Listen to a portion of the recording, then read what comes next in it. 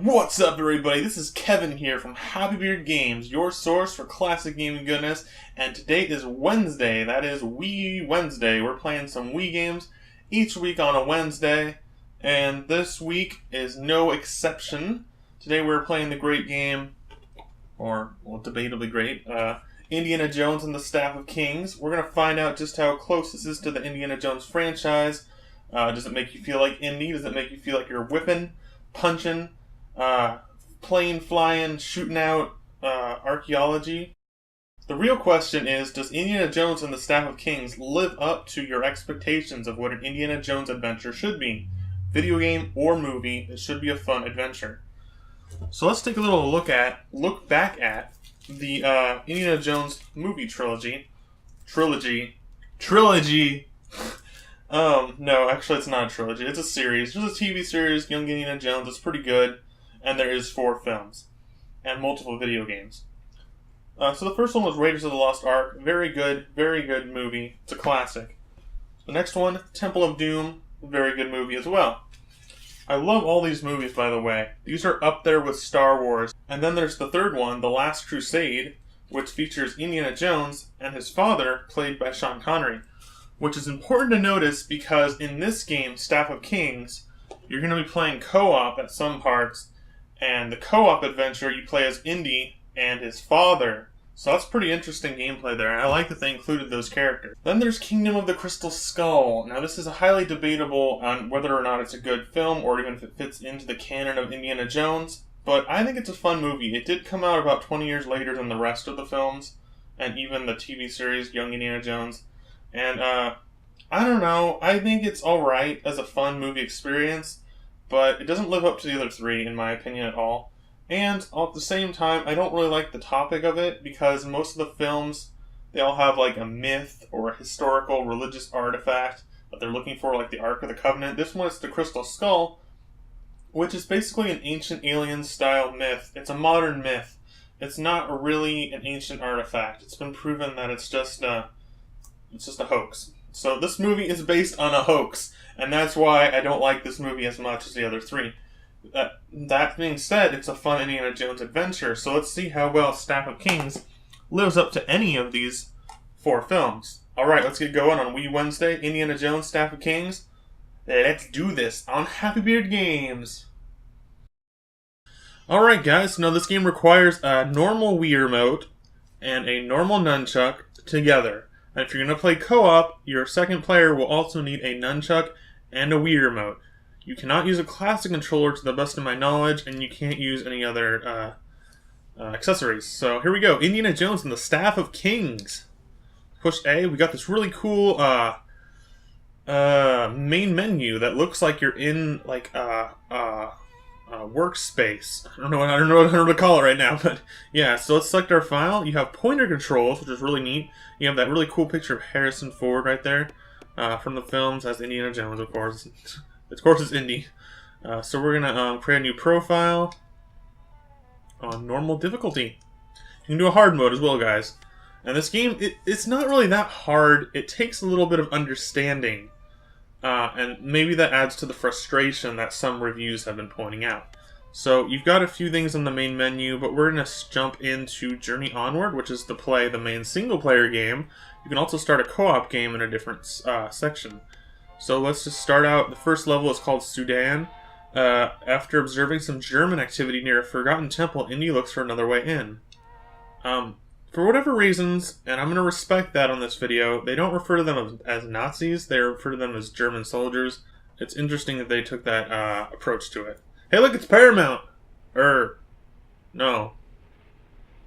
The movies are made by Paramount, so they always have that mountain there.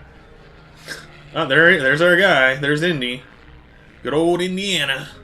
Got his whip, got his hat, and he's sneaking about, spying on some German soldiers, and seeing what they're up to, because in most of the Indiana Jones movies, they're the bad guys. And, you know, it's a historical fact that the Germans and Nazis were looking for ancient historical artifacts, either to destroy them or to use them as proof of the Aryan race, or stuff like that. But yeah, that's pretty much what the basis is for why they're bad guys in Indiana Jones. Alright, so this game's going to explain the controls as we play it, so I don't need to do my this is that kind of thing. So let's just jump in. One thing I do want to say is the graphics are actually pretty good. Remember, this is a Wii game, not a Wii U game, and this was actually in development hell for the PS3 and Xbox 360. This is actually the third in a trilogy, starting with the N64's Indiana Jones and the Infernal Machine, and there's a second one on the Xbox, and this was going to be on 360 and PS3, but it never came out, so it made it to the Wii and PS2, and the Wii version is completely motion controlled up. If you walk back, instead of walking forward to the direction where it tells you, you can find a hidden indie hat, which is sort of like an artifact. That's what it represents. And you can collect them to unlock bonus content. One of the bonus features is actually Indiana Jones and the Fate of Atlantis, which is an old school PC point-and-click game by LucasArts that I used to play when I was a kid. So now one thing you're going to notice in this game is that it uses the Wiimote to the fullest and the nunchuck to the fullest. You're going to be experiencing motion controls of multiple types. You're going to be using pointer controls for the menus mostly and for guns. There's going to be some shootout sections, but we won't be able to see that today, except later on in the game. And then we're going to be doing the whip. So here we go. Gotta whip it. And whip it one more time. Whip it good. Just like Indiana Jones says. Yeah. And then there's different motions, and it'll actually show you an animation on the corner of the screen. I'll show you how to do it. So you just whip and you pull back. It's really intuitive, really simple, and really iconic because it makes sense in the game, and it makes sense for Indiana Jones to be doing this. I mean, everyone knows how to do a whip motion. It's about as iconic as a sword motion. So, I mean, if you're playing the Wii, you've probably already done a whip motion at some point in the past as well. So, there's different types of whip movements, and I'll explain them in more detail later on. So, instead of doing just a normal whip, you have to do a big over-the-shoulder whip. So, like a big whip. And that's how you get onto certain things, like those vines that you can swing across. This torch down here, so we're going to go pick that up by pushing A. And you light it like a little flint. That's better. Yeah, this game's really motion control, guys. To like one of the highest extents that I've seen in a third-party game. And you whip it. I mean, it's like Skyward Sword of Indiana Jones. That's basically what this is. It's the Skyward Sword of the Indiana Jones series. So we are going to continue in this cave. There's not too much to see here, literally. But it's just a straight path. There is a hidden thing on this part. You break that, you can get another indie hat. And then we continue on the bridge.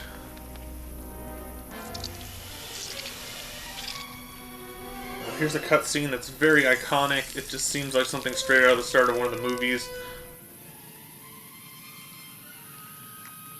Great. So we got all these spiders rushing towards me. At least it's not snakes. So we're gonna have to swing to get these spiders off.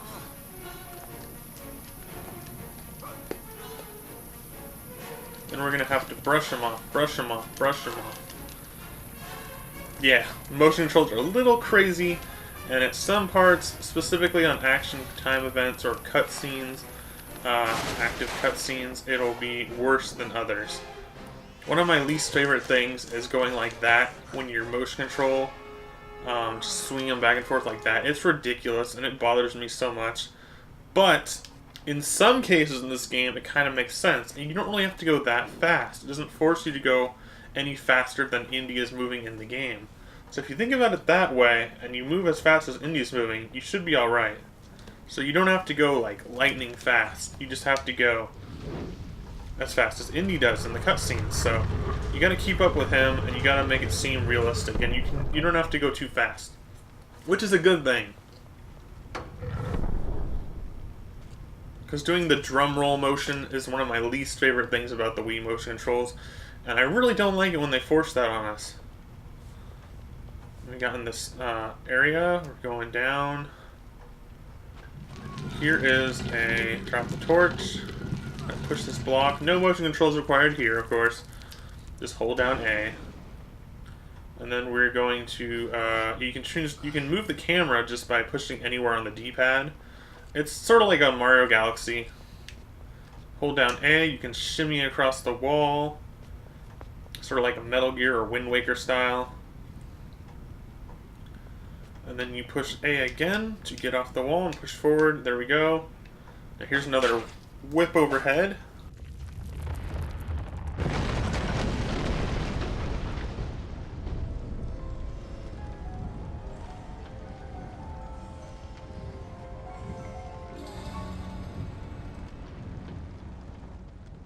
Alright, let's grab that artifact. It's going to be quite simple. We just kind of whip it over and pull it back. There we go. Got it. Let's get out of here. Step down. Run over to the side. And let's get out of this temple. Okay, of course something else is going wrong. The temple's about to collapse on Indy. We gotta actually run at this part. This is what this is the motion that I was going to bring up. You just kind of run at a running pace. I mean, it's a workout, but it's not extreme. It's not like you have to go any faster than what I was going. So it's pretty simple, and we run up here. Wait, is there a... There's nothing in here. Let's go up these stairs. There we go. Another cutscene.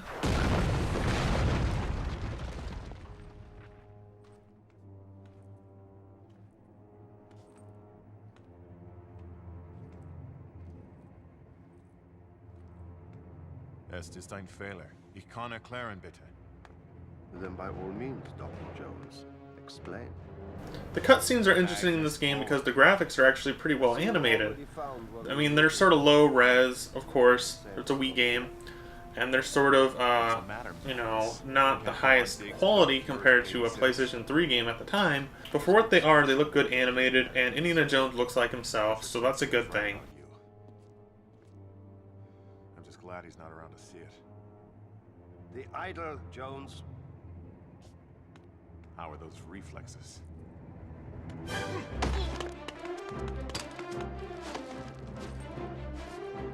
Bring him back.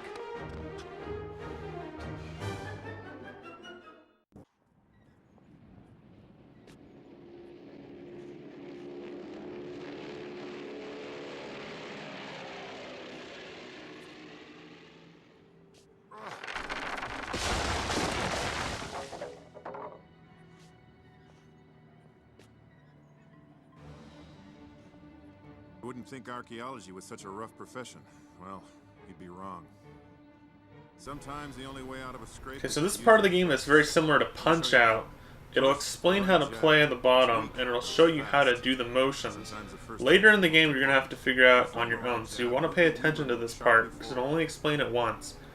You just kind of punch, and punch.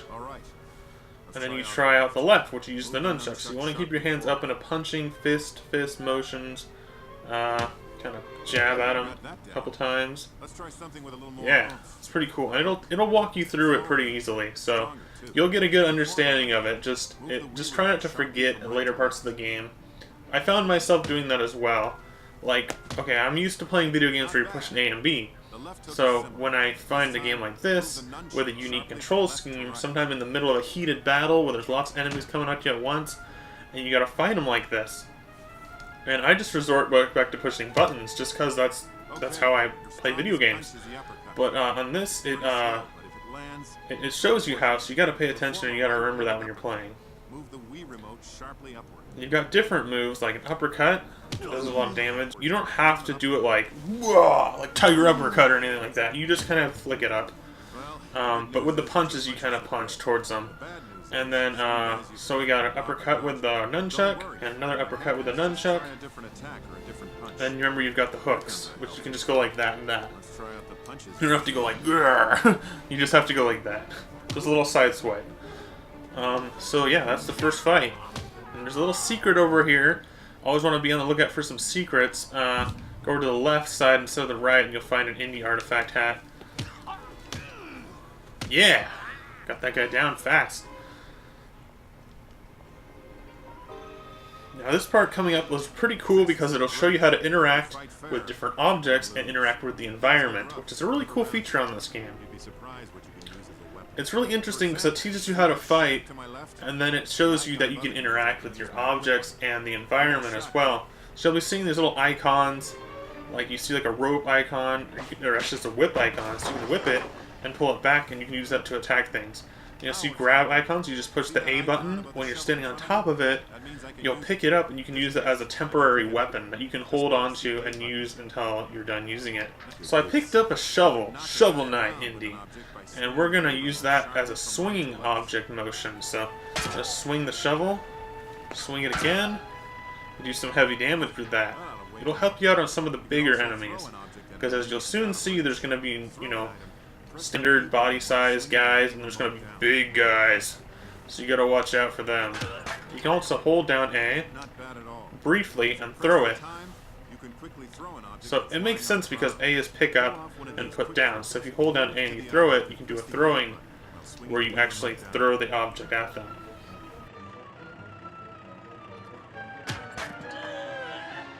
So what I'm getting at here is that the motion controls are a tad excessive, and in some cases a tad annoying, but at the same time, if you really look at them, and the motions you're making when you do those controls, they all make sense in the appropriate situations. So it does make you feel like Indy, and that's, if that's what you want out of a Wii video game, this is what you're getting. An Indiana Jones game that makes you feel like Indiana Jones, because you're doing the actions he does on screen. So it's basically the same as when you're whipping an object in the environment. You just kind of whip and then reel it back in.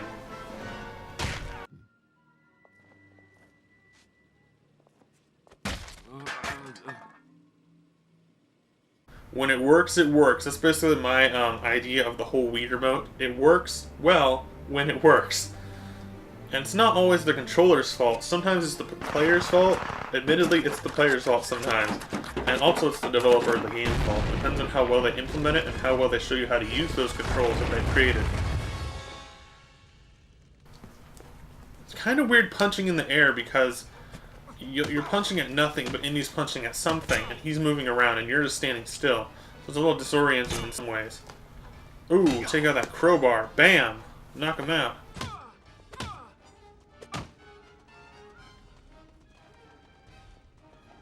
Ooh. Yeah, nice shot.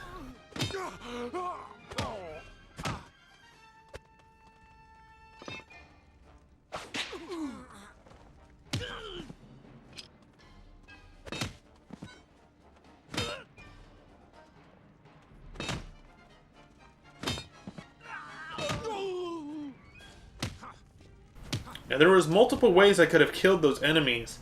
I could have used the weapons on the ground, I could have used my fist alone, I could have used my whip more, or I could have used the environment, so there were some shells I could have knocked over onto them.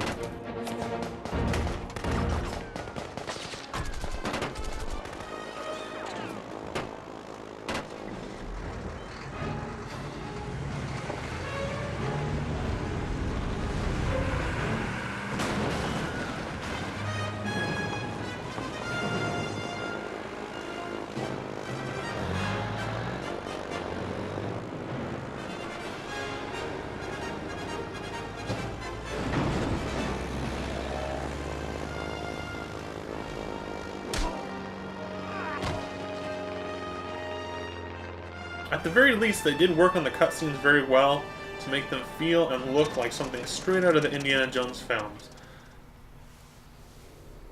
Okay, so now we're in a plane, and this gets to the point of the game where I start to not like the controls so much. I don't mind the controls when you're on foot as Indiana Jones, but if you look at this screen right here, it shows you the new controls for flying an airplane.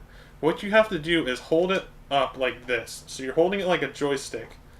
And you got to keep your finger on the B trigger down there, the white trigger right there. So you hold the B trigger to shoot, you move it like a joystick, and it'll move the airplane in a direction.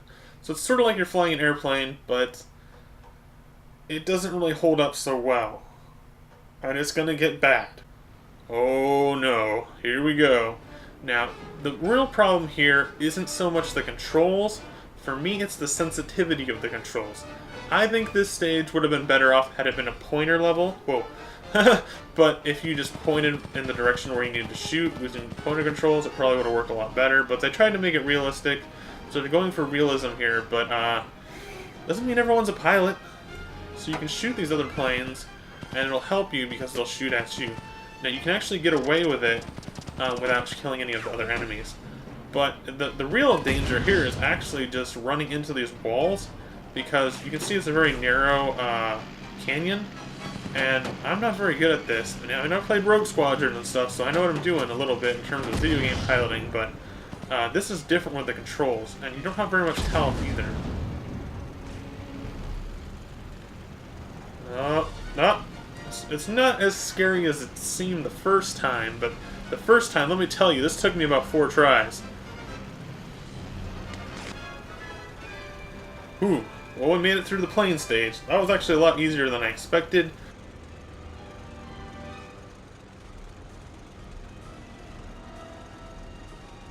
Alright guys, that's where we're going to end this little playthrough of Indiana Jones and the Staff of Kings. There's one more thing that I want to show you guys, however, and that is an unlockable. If you collected all the artifacts on the first stage, you might have enough points to turn them in and get an extra. Now this extra is one of the coolest features in this game. It doubles the value of this game in my opinion, because what it does is it allows you to play a separate video game. A classic LucasArts point-and-click adventure that plays very well on the Wii. There's save states, there's pointer controls, there's, I mean, it's a point-and-click game, so you kind of need that. You can also play without pointer controls. You can also adjust the graphics to make them look higher quality, or adjust them to the screen size. It's really cool. We're going to check that out, and that game is Indiana Jones and the Fate of Atlantis. I'm not going to play through it for you today, but I will show you it a little bit on this game video. And it's I'm really happy that this is an easy unlock, because this is something that I've been wanting to play ever since I found out that it was in this game, because I didn't know it was in this game when I bought it. And then when I found out, I was like, oh, it's going to be like an endgame thing. No, it's right at the start of the game, depending on how many artifacts you picked up, which I only picked up like 2 or 3. So, yeah, you can start the game, it shows you the controls, and it all makes sense on the Wii, so it makes sense to play a point-and-click game now. Indiana Jones and the Staff of Kings is also available on the PlayStation 2 and the PSP. However, the Wii version features exclusive motion controls, of course, and the Wii version is the only game that contains Indiana Jones and the Fate of Atlantis. Indiana Jones and the Fate of Atlantis is a really fun game. I played it when I was a kid. It was the first Indiana Jones game that I ever played. I didn't play the Super Nintendo one, I just played this. And it's a really fun game, so I highly recommend it. If you're interested in this game, Fate of Atlantis, and you have a Wii, I'd actually recommend picking up Staff of Kings solely for this game, because you cannot buy this on the eShop. Looks like textiles from the Shaman yeah, collection. it's that good. It's a really good game. It's a classic, guys. It's a point-and-click classic from LucasArts. Alright guys, that was Indiana Jones and the Staff of Kings on Nintendo Wii. A brief look at the game. There's a lot more to go in this game. There's some shooting stages where you use pointer controls, and a lot of other content in this game that I don't even know about myself, including a co-op adventure. Now, if this looked interesting to you in any way, I highly recommend picking this game up. I got it for about $2 a couple weeks ago, and for that price, that's pretty good because it comes with 2 games. So it's like $1 a game, because this and Fate of Atlantis.